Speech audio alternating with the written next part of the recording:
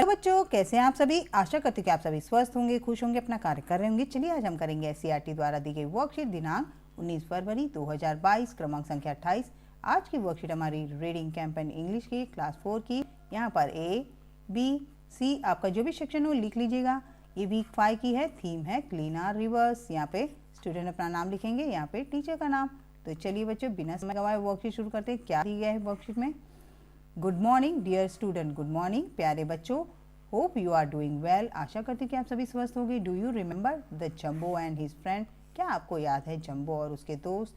Let's see what happen next. चलिए देखते हैं क्या हुआ आगे। Jumbo and his friend were very excited today. Jumbo और उसके दोस्त आज बहुत खुश हैं, एक्साइटेड हैं। दे were going to visit the river to have an early morning bath. वो कहाँ विजिट करेंगे, वो नदी पर जाकर विजिट करेंगे और सुबह जाकर वहाँ पर बाथ लेंगे, नहाएंगे। On a reaching the river they were all shocked. There was a very less water in the river. The river was drying up. वो वहाँ जाकर नदी पर जब गए तो वो हैरान रह गए कि शॉक रह गए, मतलब शॉक लगा उन्हें और वो हैरान हो गए कि नदी में इतना कम पानी है। देयर वॉज, और नदी सूख रही है। The river was at drying up. नदी सूख रही है। Jumbo and his friend wants upstream to find out the reason. जम्बो और उसके दोस्त वहाँ जाकर ऊपर जाकर देखेंगे कि किस बात के कारण नदी सूख रही है, तो उसका पता लगाएंगे, रीज़न। चलिए देखते हैं।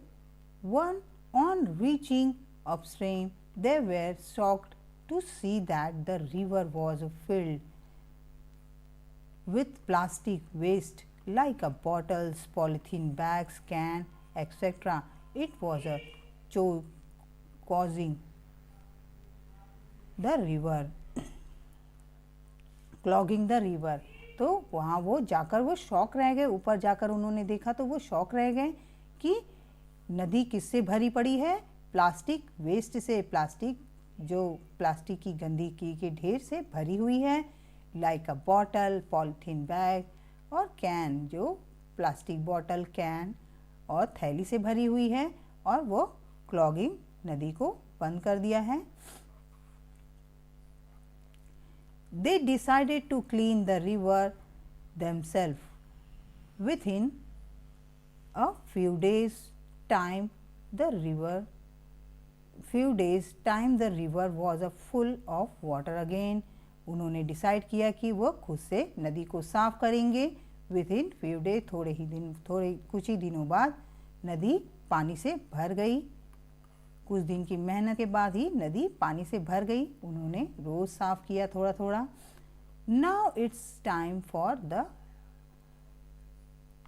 Heavily bath. यहाँ पे चलिए अब समय है बाथ लेने का, नहाने का।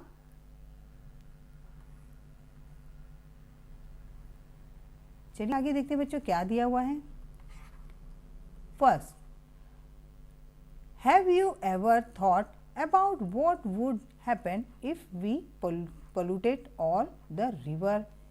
तो बच्चों क्या आपने कभी सोचा है कि हम जब नदी सारी गंदी हो जाएगी तो क्या होगा। यहाँ पे देखिए मैंने लिखा है, if we polluted all the river, if we polluted all the river then we would not get a pure water to drink, bath and other house chores.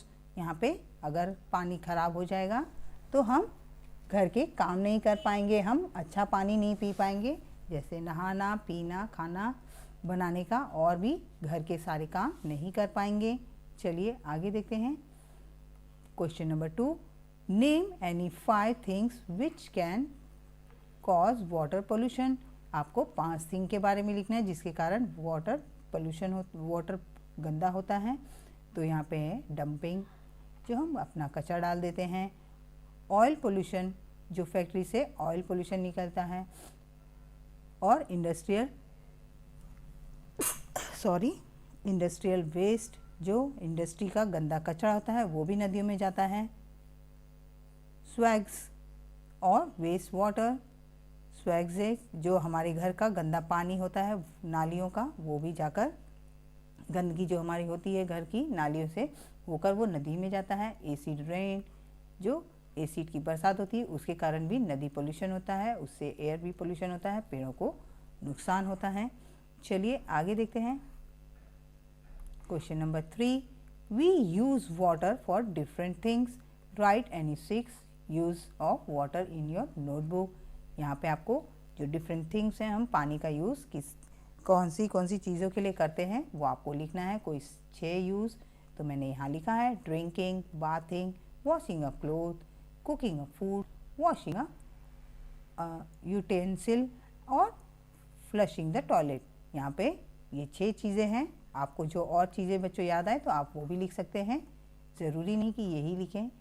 Note for teacher, the teacher should reach out to the children for the better understanding of the worksheet as per need. अभिभावकों के लिए सुझाव है कि बच्चों को जल के महत्व के बारे में समझाते हुए जल प्रदूषण की समस्या और उससे बचाव के उपायों पर चर्चा करें। आज का कोविड का मैसेज है कि जब भी बाहर निकले बच्चों 2 गज की दूरी बना के रखें। कोरोना को हराना है तो 2 गज दूरी बनाना है। उम्मीद करती हूँ कि मेरी वर्कशीट आपको पसंद आई तो लाइक करें, शेयर करें।